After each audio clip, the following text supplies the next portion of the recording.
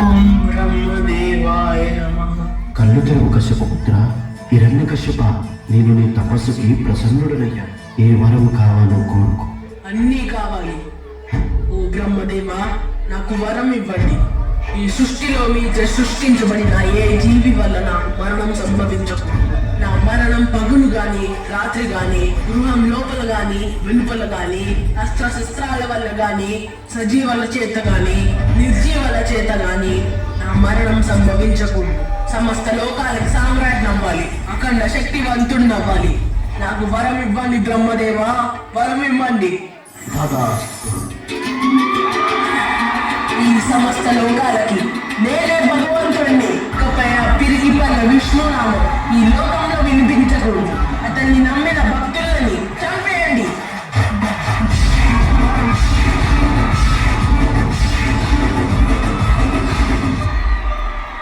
ఇక మీరందరూ నేను చెప్పిన విధంగానే పనులు చేయాలి. అన్ని దేవాలయాల్లో నా విగ్రహాలే ఉండాలి. హిరణ్యకశిపుడే భగవంతుడు అని కీర్తించాలి.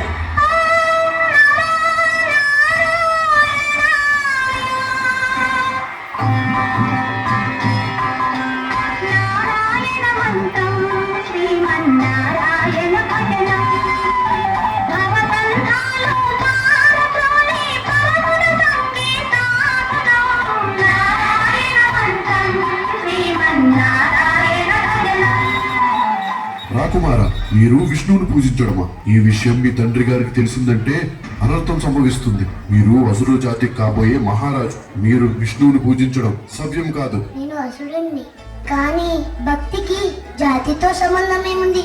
భక్తి అనేది మనసుకి సంబంధించింది. పదండి, మీ తండ్రి గారు వెంటనే తీసుకుని రమ్మన్నారు. రా కుమారా రా. నువ్వు రాబోయే కాలంలో ఆ సింహాసనం అధిష్ఠించాలి. అసురుల జాతి భవిష్యత్తు నీ చేతిలో ఉంది. రాజు కర్తవ్యం ఎలా ఉండాలో నీ నోటంట చెప్తే వినాలనుంది. చెప్పు రాకుమారా, చెప్పు. తండ్రి గారు, రాజు కర్తవ్యం ఏంటంటే అతను భగవంతుడి పట్ల తమ ప్రజల్లో భక్తిని నింపాలి. ఆ భగవంతుడే శ్రీ మహావిష్ణువు. ఆయనే ఈ సృష్టికి తండ్రి. ఆపు నీ విష్ణు సూక్తి. ఇకపై నీ నోట నుంచి ఆ విష్ణునామం పలకకూడదు. నీ తండ్రి అయిన నేనే ఈ సృష్టికి భగవంతుడిని. మర్చిపోయావా? ఆ విష్ణువే మన శత్రువు. నన్ను క్షమించండి తండ్రి, నేను భగవాన్ విష్ణుని ఎప్పటికీ నా శత్రువులు స్వీకరించలేను. దయచేసి మీరు భగవాన్ విష్ణువు పట్ల ఉన్న శత్రుత్వాన్ని వదులుకోండి. మీరైన శరణం వేడుకోండి. ఆ పిరిగి పన్న విష్ణువుని నేను శరణం వేడుకోవాలా? మీ చిన్న మరణం గురించి నీలో ఎలాంటి వేదన లేదా? చిన్నాన్న గారిని సంహరించి వరదస్వామి ఎలాంటి తప్పు చేయలేదు. చిన్నాన్న గారే క్షమించురా తప్పు చేశారు. ఓరి ద్రోహి, ఆ విష్ణునామం పలికిన నీ జీవం ఇంకా బ్రతకకూడదు. నేను ప్రహ్లాదుడికి మరణదండను విధిస్తున్నాను.